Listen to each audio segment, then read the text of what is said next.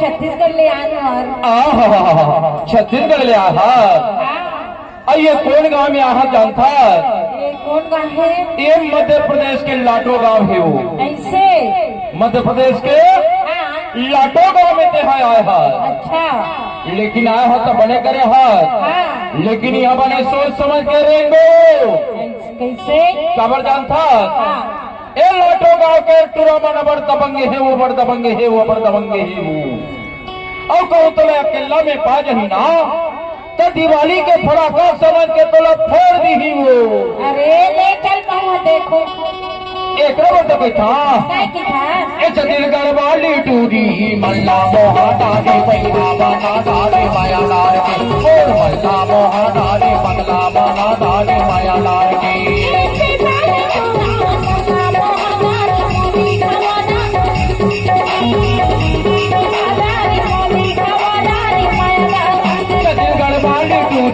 मल्ला मोहा डाले पैना बना डाले माया लाल के, और मल्ला मोहा डाले बंगला बना डाले माया लाल के।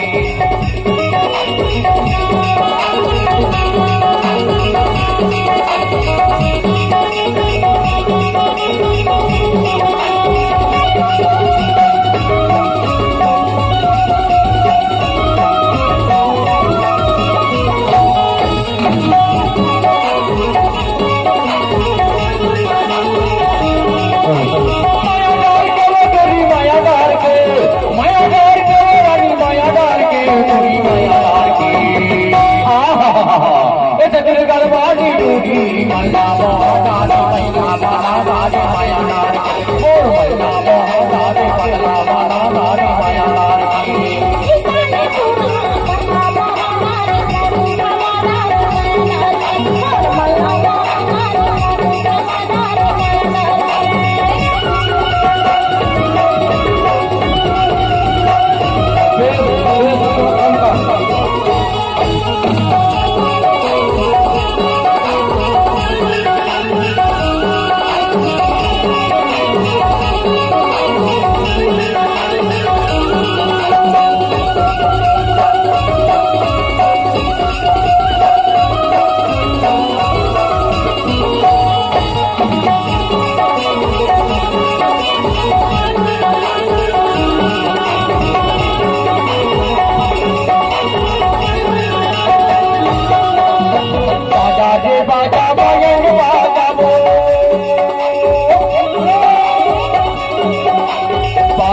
बाजा बजन बाजा कहाँ भाले निकल के गली माया चारो, मल्ला मोहा डाले पैना बना डाले माया लाल के, और मल्ला मोहा डाले बंगला बना डाले माया लाल के।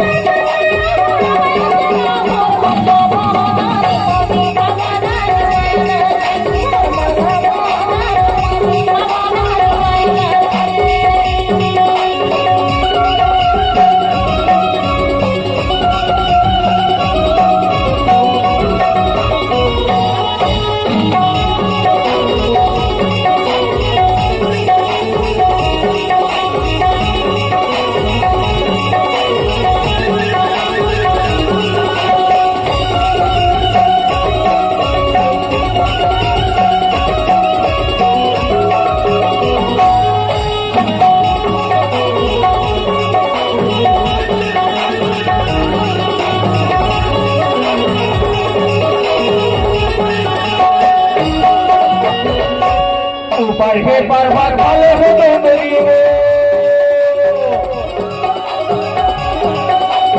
ऊपर के पर्वत वाले हो तो मेरी पूरे साल देता बदला वाले ले मुझे मोर मल्ला मोहा दादा सैया बाना दादी माया नार मोर मल्ला मोहा दादा बदला बाना दादी माया नार